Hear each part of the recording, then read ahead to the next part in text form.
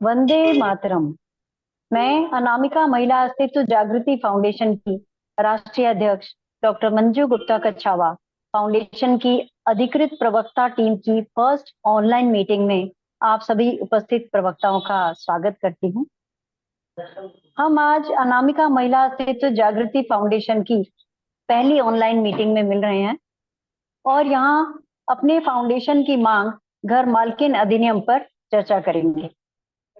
आज की मीटिंग में हमारे साथ जुड़ गई हैं सुश्री शिप्रा शंकर, राष्ट्रीय कार्याध्यक्ष व प्रवक्ता, सुश्री रितु दुग्गल, राष्ट्रीय कार्य सचिव व प्रवक्ता, सुश्री नीतू पारिक, राज्य कार्याध्यक्ष व प्रवक्ता, सुश्री शिल्पा कोचर, राज्य कार्याध्यक्ष व प्रवक्ता।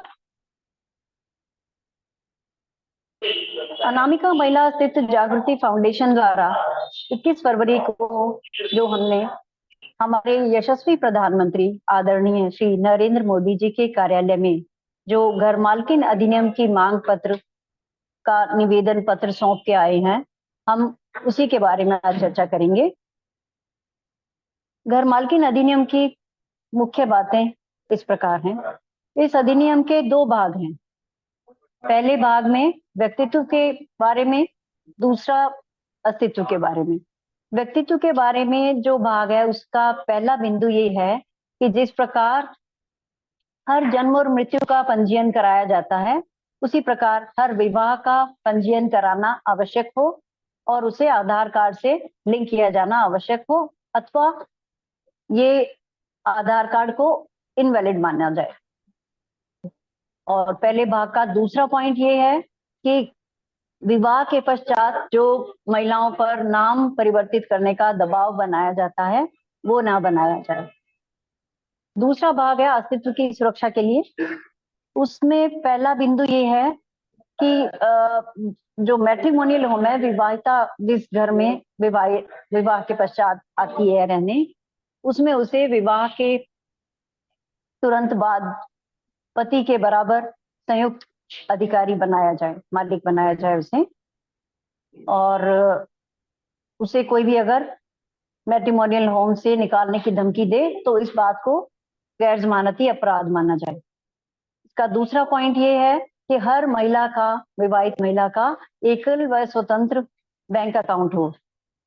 अगर महिला गृहिणी है तो पति की आय में से उसके जीवन स्तर के अनुरूप राशि उसके बैंक में जमा की जानी चाहिए, जिस पर पत्नी का ही अधिकार हो। और अगर महिला नौकरी पेशा है तो उसे अपनी कमाई स्वतंत्र रूप से रखने का अधिकार हो।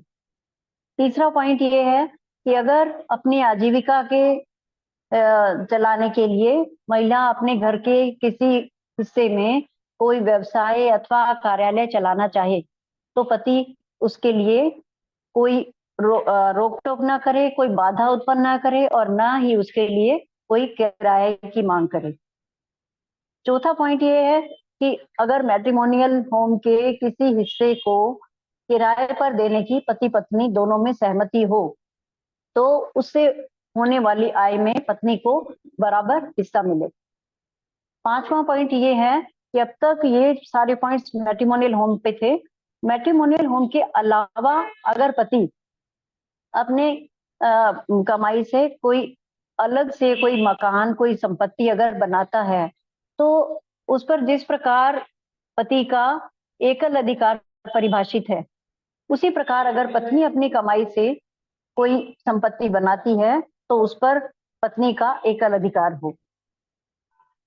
तो इस प्रकार हम लोग ये चाहते हैं कि तलाक तलाक तलाक के डर से जिस प्रकार मोदी जी ने हमें मुक्ति दिलाई है कानून बनाकर, उसी प्रकार घर से निकल जा को भी कानूनी अपराध बनाकर इसे अपराध की श्रेणी में लिया जाए और कानून बनाया जाए, जिससे कि महिलाओं का व्यक्तित्व और अस्तित्व सुरक्षित रह सके। अनामिका महिला जागृति फाउंडेशन के माध्यम से हमारा यही प्रयास है कि समाज में डोमिनेंस खत्म हो ताकि विवाह व्यवस्था बच सके और स्त्री पुरुष में विषम व्यवहार ना हो, सौहार्द का व्यवहार बना रहे, ताकि महिलाओं और पुरुषों में होने वाले व्यक्तित्व और अस्तित्व का टकराव समाप्त हो और परिवार बच सके। घरमालकिन अधिनियम के बारे में अब शिप्रा जी अपने विचार रखेंगी।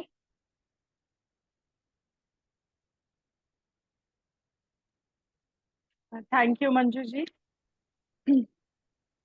And good afternoon everybody. मेरा नाम शिप्रा शंकर है। I am the national working chairperson and spokesperson of Anamika Mahila Astitva जागृति फाउंडेशन। तो पहले तो मैं वहीं से कंटिन्यू करूंगी जहां मंजू जी ने जैसे बोला कि हमारे कुछ पॉइंट्स हैं जो व्यक्तित्व और अस्तित्व को बचाने के लिए, सुरक्षित रखने के लिए हमने प्रधानमंत्री जी के सामने रखे हैं। तो before I start anything else, मैं पहले ये बोलना चाहती हूँ कि हम सबको इंडियन कॉन्स्टिट्यूशन का पता है, और हमें ये भी पता है कि एज पर इंडियन कॉन्स्टिट्यूशन हम सबको इक्वल राइट्स दिए गए हैं, equal fundamental and constitutional rights. और कोई डिस्क्रिमिनेशन नहीं है based on gender, religion, caste, language या रीजन, राइट। तो यही हमारा जो मांग है उसका बेसिस हमारी कॉन्स्टिट्यूशन ही है। उसी से हमने ये निकाला है कि ये हमें चाहिए एज पर दी कॉन्स्टिट्यूशन। तो हम कुछ ऐसा नहीं मांग रहे हैं जो कॉन्स्टिट्यूशन से बाहर है। अब कमिंग टू द पॉइंट्स, तो जैसा मंजू जी ने बोला कि जो हमारा अधिनियम है वो दो पार्ट्स में है। एक है हमारे पर्सनालिटी के लिए या इंडिविजुअलिटी के लिए, एक हमारी एग्जिस्टेंस के लिए। व्यक्तित्व मतलब हमारी इंडिविजुअलिटी, हमारी पर्सनालिटी, हमारी पहचान। और अस्तित्व मतलब हमारी ये एग्जिस्टेंस एज अ वुमन। तो इन दोनों चीजों के लिए हमारी मांग है। तो थोड़ा सा मैं इन्हीं पॉइंट्स को अपने शब्दों में एक्सप्लेन करना चाहती हूँ, थोड़ी सी बेटर अंडरस्टैंडिंग के लिए, बोलचाल की भाषा में। तो पहले जैसे हमने बोला कि हम पहले बात करेंगे प्रोटेक्शन ऑफ आर इंडिविजुअलिटी, हमारी जो इंडिविजुअलिटी है, हमारा जो ये है। एनीवे, तो जैसे कि मंजू जी ने कहा कि registration of birth and death हमारे को कंपलसरी है थ्रू गवर्नमेंट। सिमिलरली, तो इन पेपर्स तो है कि आपको शादी भी रजिस्टर करवानी है, परंतु बहुत से लोग ये नहीं करते हैं। बहुत से लोग इस को पता भी नहीं है कि ये करवाना जरूरी है, और इससे बहुत सारी प्रॉब्लम्स हो जाती है आगे चल। बहुत से लोग दूसरी शादी कर लेते हैं because there is no legal basis अगर आपकी शादी रजिस्टर्ड नहीं है। तो इसको कंपलसरी बनाना है। और हाउ टू चेक कि ये हुआ है, इसको हमारे आधार कार्ड पे एंड्रॉस, अगर हमने इसको आधार कार्ड पे डाल दिया, कंपलसरी कर दिया कि आधार कार्ड पे होना चाहिए, तो किसी के पास कोई ऑप्शन नहीं रह जाएगा इसको वो करने का। मतलब उनको डालना ही पड़ेगा। तो उससे ये हो जाएगा कि हम इसको चेक कर सकते हैं कि ऐसा हो रहा है या नहीं हो रहा है। दूसरा, हमारी इंडिविजुअलिटी को की सेफ्टी एंड सिक्योरिटी के लिए दूसरी जो बहुत इंपॉर्टेंट चीज है, नाम चेंज करना। अब एटलीस्ट 80% इंडिया में मुझे पता है कि शादी के बाद लेडीज अपना सरनेम चेंज कर लेती हैं, और 20% इंडिया ऐसा भी है जहाँ शादी के बाद नाम ही बदल दिया जाता है। नॉट जस्ट दिस सरनेम, आपको शादी के बाद एक नया नाम दे दिया जाता है, आपका नाम ही बदल दिया जाता है। तो इस पे हम डिबेट नहीं करेंगे ये सही है या गलत है। हमारी सिर्फ इतनी मांग है कि ये इस चीज के लिए प्रेशराइज ना किया जाए। अगर कोई औरत अपनी इच्छा से ये करना चाहती है तो वाई नॉट, बट अगर कोई नहीं करना चाहती है तो उसको प्रेशराइज ना किया जाए। और again, how to check this कि वो प्रेशराइज हुई है कि नहीं, कि अगर वो नाम चेंज करना चाहती है तो वो नोटरी में जाके विटनेसेस के सामने, ताकि हम ये श्योर हो चुके सके कि वो प्रेशराइज नहीं की गई है। तो ये जो हमारी आधार पे एंड्रोस करना या नोटरी में जाके or just a checking measures, ताकि हमें 100% श्योर हो जाए कि जो हमने मांगा है वही हुआ है। क्योंकि मानो या ना मानो, बहुत सी औरतें बोल नहीं पाती हैं। अगर वो प्रेशराइज भी होंगी तो वो बोल नहीं पाएंगी। तो इसलिए बहुत जरूरी है कि वो ये मेजर्स फॉलो किए जाए। तो moving on to the existence, हमारी एग्जिस्टेंस एज अ वुमन। तो इसमें जो हमारा सबसे मेन पॉइंट है जिसपे हम बार बार बात करते हैं, कि जो हमारा मैट्रिमोनियल होम है। अब ये समझना बहुत जरूरी है सबसे पहले कि मैट्रिमोनियल होम क्या है। मैट्रिमोनियल होम से हम क्या समझते हैं? मैट्रिमोनियल होम वो है जहाँ पे हम शादी करके आए हैं, हमारा ससुराल, या जिस घर में हम रहते हैं। ससुराल तो चलो गांव में भी हो सकता है, पर जिस घर में हम रहते हैं, अब वो घर में जब हम आए हैं तो हम सिर्फ इतना कहते हैं कि हमें उसका जॉइंट ओनर बनाया जाए, अगर तो वो हमारे पति का घर है, या मतलब पति की फैमिली या जैसे भी। और अगर नहीं है, अगर एक रेंटेड अकोमोडेशन है, तो हम सिर्फ इतनी मांग करते हैं कि हमको भी उसमें जॉइंट ओनर या रेंट एग्रीमेंट में एज अ जॉइंट ओनर दिखाया जाए कि रेंट पे हम दोनों ने लिया। अगेन देखिए, इसमें सिर्फ हमारा इतना ही है कि जब मैं उस घर को अपना बोलूं तो मैं उसको लीगली भी अपना बोल सकूं। कल को अगर कोई मुझे डराता है, धमकाता है कि ये तुम्हारा घर नहीं है, तो है पेपर्स पे। इतना ही हमारी मांग है। तो ये है कि मैट्रिमोनियल होम में joint owner with the husband या रेंट डीड पे एज अ जॉइंट, मतलब हमने जॉइंटली लिया है रेंट पे, शो करना इज वेरी इंपॉर्टेंट। तो ये हमारा फर्स्ट पॉइंट है। सेकेंड है to open an independent and single bank account. अब again why do we say कि ओपन। एंड अगेन यहाँ पे मैं एक छोटा सा रिक्वेस्ट करना चाहूंगी कि अगर हस्बैंड नहीं खुलवाता है, सरकार को ऐसा कुछ निकालना चाहिए, क्योंकि अ, अगर हम 60 to 70% इंडियन विमेन की बात करें जो स्मॉल टाउन से आती हैं, जो रूरल एरिया से आती हैं, उनके बैंक अकाउंट्स आज भी नहीं है। उन्होंने कभी बैंक अकाउंट खुलवाए ही नहीं है, ना उनके पेरेंट्स ने खुलवाए, ना उनके ससुराल वाले खुलवाते हैं। उनके पास बैंक अकाउंट्स है ही नहीं। तो इट्स वेरी वेरी इंपॉर्टेंट कि बैंक अकाउंट्स हो। मतलब आई थिंक अब हम इतना मॉडर्न तो हो चुके हैं कि हमें चीनी के डब्बों में और चावल के डब्बों में पैसे छुपाने से ऊपर बढ़ना चाहिए। तो very very important to do that. Secondly, इस पॉइंट में हम एक चीज और बोलते हैं कि जो उसका इनकम है हस्बैंड का, अगर तो वाइफ हाउस मेकर है, घर पे रहती है, तो जो हस्बैंड का इनकम है उसके अकॉर्डिंग कुछ ना कुछ उसको हर महीने दिया जाए as her cook. I won't call it pocket money also, but for her expenses basically. क्यों? क्योंकि अगेन देखिए, मैक्सिमम घरों में आदमी बीवी को पैसे देते हैं घर चलाने के लिए, राशन के लिए, बच्चों की फीस के लिए, और हर चीज का हिसाब मांगा जाता है। तो एक एक अमाउंट ऐसा होना चाहिए जिसका उसको किसी को हिसाब ना देना, जो उसका अपना अमाउंट हो। ठीक, जब तक हम इस चीज को डिग्निफाई नहीं करेंगे, हम लोग बहुत बोलते हैं ना घर चलाना सबसे मुश्किल काम है, और मैं बता रही हूँ अगर आदमियों को घर चलाना पड़ जाए तो वो 4 दिन में इस चीज को मानना भी शुरू कर देंगे। तो इस चीज को हमको डिग्निफाई करना है। इट्स नॉट समथिंग कि ये कुछ नहीं करती है इसलिए घर पे रहती है। नहीं, it's a very very dignified thing कि हम घर चलाते हैं, हम घर मैनेज करते हैं। और वो एक जो पर्टिकुलर अमाउंट है, ये बहुत सारे कोर्ट ऑर्डर्स में भी बोला जाता है। आप निकाल के देखेंगे, कई बार हाई कोर्ट, कई बार सुप्रीम कोर्ट, कई बार डिस्ट्रिक्ट कोर्ट्स ने भी अपनी जजमेंट्स में ये बोला है कि वाइफ को एक पर्टिकुलर अमाउंट देना चाहिए। अब ये कितना किया जाता है, नहीं किया जाता है, वी कांट चेक, बट अगर एक नियम बन जाएगा, अगर इसमें आ जाएगा नियम में, तो ये करना ही पड़ेगा। एंड ये मेरे को लगता है बहुत बहुत जरूरी है, एक सेल्फ रिस्पेक्ट और एक डिग्निटी ऑफ अ वुमन के लिए। ये मेरे अकाउंट में पैसे हैं, मुझे इसका हिसाब किसी को नहीं दे। तो this is very very important. And इसमें एक हमने ये डाला है कि अगर वाइफ की अर्निंग्स हैं तो without her consent a husband can not spend money. Again I come back to, बहुत ही एक सिंपल सा एग्जांपल मैं यहाँ पे देना चाहती हूँ कि जैसे लोग हैं, काम करते हैं, मेरे लिए भी करते हैं, मैं उनको सैलरीज देती हूँ। कईयों के अपने अकाउंट ही नहीं है तो वो हस्बैंड के अकाउंट में डलवाती है। कईयों के अपने अकाउंट्स नहीं है तो वो कैश लेती है। तो बहुत बार वो आके बोलती है कि हस्बैंड ने यूज कर लिया, शराब पी लिया, रेंट में चला गया। Lots of things happen, lots of cases we hear about. तो बहुत जरूरी है ये इंश्योर करना कि जो वाइफ की अर्निंग्स है, विदाउट हर कंसेंट हस्बैंड उसको ना spend. It is wife's money. And अगर वो ऐसा करता है तो it should be considered an offence. अच्छा ठीक है, एक और चीज इसी पॉइंट में ये है कि अगर वो हस्बैंड वाइफ के मनी से कोई प्रॉपर्टी लेता है, या कई बार ऐसा होता है कि हस्बैंड और वाइफ मिला के मनी को कोई प्रॉपर्टी लेते हैं, तो जब उसकी रजिस्ट्री की जाती है तो it should be mandatory to include wife's name as a joint owner. Very very important. Again इसमें हम बात करेंगे डिग्निटी, सेल्फ रिस्पेक्ट और इंश्योरिंग द राइटफुल ओनरशिप। पैसा तो वाइफ का भी लगा है, तो इस पॉइंट में वही है। इसके बाद आते हैं हम अपने थर्ड पॉइंट में कि a wife should have the right to establish a business or office if she wishes in her matrimonial home.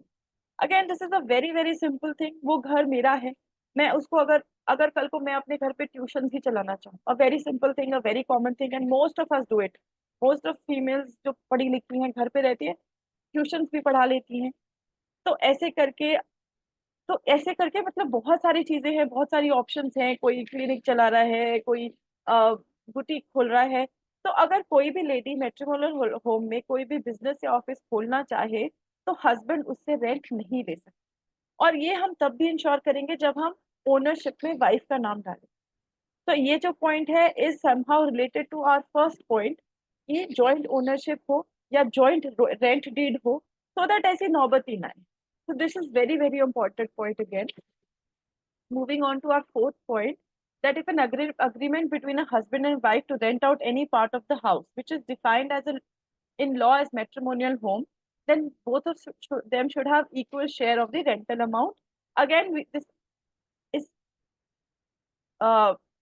similar to what we've been talking till now. अगर उसमें हमारी जॉइंट ओनरशिप है और rent आ रहा है तो वो भी बराबर बंटना चाहिए। इससे हमारा जो हम ये बात कर रहे हैं कि बहुत सी लेडीज है जो घर में रहती हैं, उनका एक इनकम सोर्स भी हो जाएगा। तो सभी पॉइंट्स बेसिकली इंटर रिलेटेड हैं और सभी पॉइंट्स का एक ही महत्व है, हमारी एग्जिस्टेंस को सिक्योर करके रखें, राइट। एक फिफ्थ पॉइंट जो हमारा है कि apart from the matrimonial home, apart from the matrimonial home, अगर कोई भी प्रॉपर्टी हस्बैंड अपने पैसों से बनाता है और उस पे हस्बैंड का सोल राइट है, सिमिलरली अगर वाइफ अपने पैसों से कोई भी प्रॉपर्टी बनाती है, she should always have a single ownership. ठीक है, so that is it, that is how I would like to explain the points मेरी अंडरस्टैंडिंग के हिसाब से, and I'm sure आप लोगों के पास और भी points होंगे to say, so I would like to end here and these are our demands. Thank you Manju ji.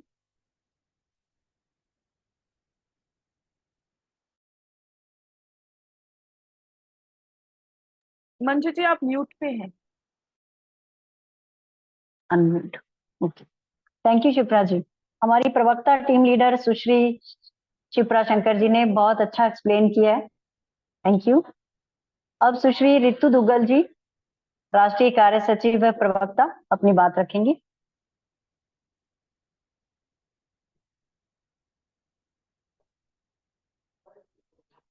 Ritu जी, मेरी आवाज आ रही है?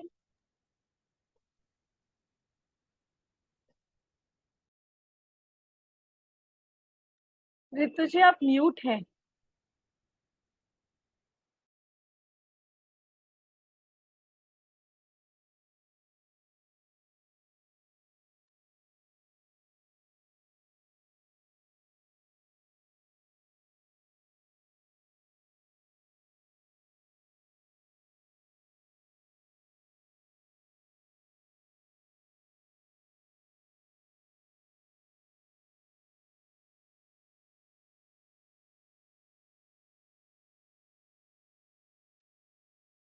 अब आ रही है आवाज? हाँ जी, थैंक यू जी। वंदे मातरम। मैं रितु दुग्गल, अनामिका महिला अस्तित्व जागृति फाउंडेशन की राष्ट्रीय कार्य सचिव हूँ। आज हम बात करते रहे हैं घर मालकिन अधिनियम के बारे में कि हमें घर मालकिन अधिनियम पारित करवाना है मोदी जी से। तो इससे रिलेटेड हम कुछ डिस्कस कर रहे थे। पहले सुश्री मंजू जी ने जो बोला वो हमने सुना, उसके बाद शिप्रा जी ने। तो अब बात आती है कि घर मालकिन अधिनियम पास करवाना क्यों जरूरी है। घर मालकिन अधिनियम पास करवाना इसलिए जरूरी है क्योंकि बहुत सारे माँ बाप क्या करते हैं, अपने बेटे के नाम मकान करवा देते हैं। बहू भी तो उसी घर का हिस्सा है ना, उसको भी तो उसका अधिकार मिलना चाहिए। बेटे के साथ साथ आप बहू के नाम भी करवाइए, दोनों के नाम होना चाहिए। जैसे आप राशन कार्ड में बहू का नाम ऐड करवाते हो, उसी प्रकार आपको उस मकान में जो बेटे का हिस्सा है उसके अंदर बहू का भी नाम ऐड करवाना चाहिए। दूसरी बात मैं ये कहना चाहूंगी, अभी अभी मैम ने भी ये बात की थी कि सरनेम क्यों बदलते। नाम बदलकर आप कुंडली बनाते हो, शादी करते हो, इसका कोई वो नहीं होता कि हमारे पास ये हो कि ये हमारा नाम बदला गया, हमारा जो सरनेम बदला गया, उसका कोई प्रूफ नहीं होता। सीधा नाम बदलते हैं और शादी करते हैं। और लड़के का नाम नहीं बदला जाता, लड़के का नाम, लड़की का नाम ही क्यों बदला जाता है। और एक पॉइंट और मैं ये कहना चाहूंगी कि जैसे बोल देते हैं कि औरत देवी है, हमें देवी नहीं बनना, हमें बराबर की हकदार बनना है। देवी बनाकर फिर हम आप जो है हमारे साथ राक्षसों जैसा बिहेव करते हो, तो हमें कभी कतई देवी नहीं बन के रहना। हमें तो सिर्फ हमारा सम्मान का और समान अधिकार चाहिए, इसमें देने में कोई दिक्कत नहीं आनी चाहिए। अब इसके आगे मैं बात कर रही हूँ प्रेम विवाह के बारे में। परिवार वाले जो बच्चे प्रेम विवाह कर लेते हैं, तो वो ये बोलकर किनारे कर लेते हैं कि ये तुम्हारी पसंद है, तुम ही देखो, और लड़के वालों की तरफ से और अत्याचार बढ़ जाते हैं। वो और उसकी डिसरिस्पेक्ट करना शुरू कर देते हैं। तो अगर लड़की को जो बहू बनकर आती है, उसको मकान में से या प्रॉपर्टी में से उसका हिस्सा, मतलब उसका नाम कर दिया जाए, उसको हिस्सा दे दिया जाए, तो उसकी डिसरिस्पेक्ट भी नहीं होगी और वो लड़का उसकी इज्जत भी करेगा। देखते हैं कि कुछ टाइम बाद जैसे लड़का है वो उसकी डिसरिस्पेक्ट करता है, कुछ ना कुछ बोलता है, पीछे से नहीं लाए, ये नहीं हुआ, वो नहीं हुआ, तो ये सब नहीं होगा अगर उसको उसका ससुराल में अधिकार मिल जाएगा। आगे मैं बात कर रही हूँ कि हमारा एजेंडा सिर्फ क्या है। हमारा एजेंडा यही है कि सिर्फ और सिर्फ हमारा हक मांगना है। हमें किसी के दिल को कोई ठेस पहुंचाने का वो नहीं है। हम ना समाज में ऐसी कोई अराजकता फैलाना चाहते। हम ये चाहते हैं कि हमारा हक हमें मिले। बहुत सारे लोग ऐसे बोल देते हैं कि कल की आई है, घर में से इसको हिस्सा देंगे तो ये हम हमें घर से निकाल देगी। ऐसा हमारा कोई एजेंडा नहीं है कि हम जो जिस घर में आए हैं बहू बनकर रिस्पेक्टफुली जो हमें लेकर आए हैं, है ना, उस घर में हम आराम से रहना चाहते हैं हमारे परिवार के साथ। जो हमारे फैमिली मेंबर है उनके साथ हम आराम से रह सके और हम भी अपना रेस्पेक्टफुल जीवन जी सके। तो हमें घर मालकिन अधिनियम जो पारित है वो करवाना है और हमें हमारा हक लेना है। बस इतना समय कहना चाहूंगी। Thank you so much. Thank you.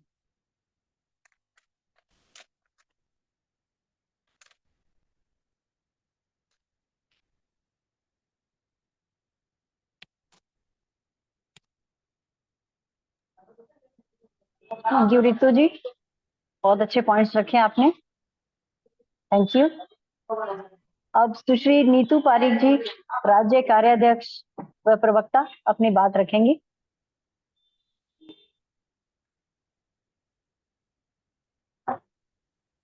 Yes, good evening all of you. हमारी फर्स्ट ऑनलाइन मीटिंग है, जैसा कि मंजू दी ने बताया, और मैं अनामिका महिला अस्तित्व जागृति फाउंडेशन की राज्य कार्याध्यक्ष हूँ। ऐसा अभी नहीं बचा है इस टॉपिक को मैं भी एक्सप्लेन करूं अगेन, उस दिन जैसे ही हो रहा है। लेकिन हम इस चीज को, मतलब जितने भी टॉपिक मंजू दी ने, शिप्रा दी ने जितने भी हमें समझाए हैं, हम एक एक टॉपिक को अगर ब्रीफ में जाके, मतलब आम अगर कॉमन वुमेन भी है, अगर उनको जाकर के देखेगी तो उनको ये पता चलेगा कि ये हमारे अस्तित्व और व्यक्तित्व के लिए कितने ज्यादा जरूरी है। तो उन हर टॉपिक के ऊपर एक आम जो नारी है वो विचार करेगी कि शादी के टाइम के बाद या पूरी जो उनकी 70-80 की जो आयु होती है उसमें वो कितनी सारी जो चीजें हैं, कितना सारा डिस्क्रिमिनेशन है जो कि उनको बीइंग अ वुमेन उनको जो झेलना पड़ता है। तो इन सब से हमें क्या मिलेगी, थोड़ा हमें रिलीफ मिलेगा। और जैसा कि टाइम शो हो रहा है कि टाइम होने वाला है, तो हम इस मीटिंग को ही क्लोज करना चाहेंगे। और मैं बस यही बात बोलना चाहती हूँ कि जैसे हम बोलते हैं बेटी बचाओ बेटी पढ़ाओ, है ना, उस तरीके से हम ये भी बोलेंगे कि बेटी को घर मालकिन बनाओ। पढ़ने और बेटी बचाने के बाद में भी बेटी का जो अस्तित्व और पर्सनैलिटी है वो बची हुई नहीं है।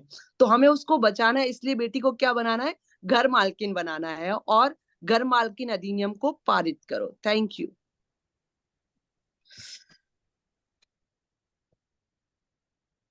Over to you Manju ma'am. Thank you Neetu ji, बहुत अच्छी बात बताई आपने। अब सुश्री शिल्पा कोचर, राज्य कार्याध्यक्ष व प्रवक्ता, अपनी बात रखेंगी।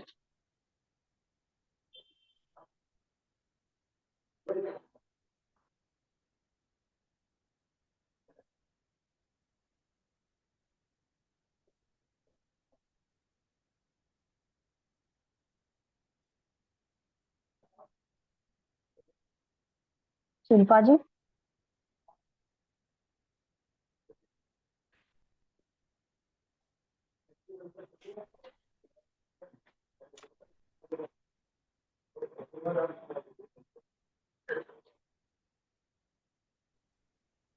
नमस्ते।